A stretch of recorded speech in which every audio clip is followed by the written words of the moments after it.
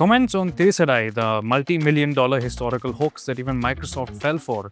This question is referring to the Wikipedia page on the Chola Navy, which provides quite a lot of detail on ship types that the Cholas used to conquer most of the Indian Ocean, with one minor problem. I haven't been able to find any actual Chola period sources that mention all of these ship types. We're talking about ships that supposedly were equipped with flamethrowers, that were armored with iron, and look, it all sounds super cool and super badass. So badass that Microsoft included them in their Indian expansion to their popular game, Age of Empires 2. You got to look at the historical evidence. And sometimes history shows us that the reality was way more baffling and interesting than we can even imagine. When I was doing my research for Lords of Earth and Sea, I was looking hard for evidence of the Chola Navy.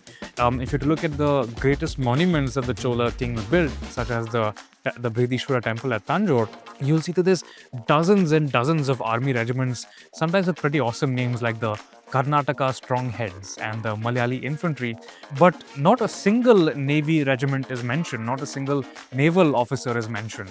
And I think that what this tells us is something really quite interesting, which is that, yes, what the Cholas were very interested in the seas, but who else was interested in the seas? Tamil merchants. And when you look at the Tamil merchant inscriptions, there you have mentions of ships. You have very clearly fairly influential, powerful, well-educated people who looked across the seas and who understood logistics, who were able to move not just people but also highly valuable goods around. And when you look at the fact that the Cholas used merchants as ambassadors, that the merchants very clearly tipped the Cholas off to geopolitical opportunities, I think we're seeing here a very different kind of state.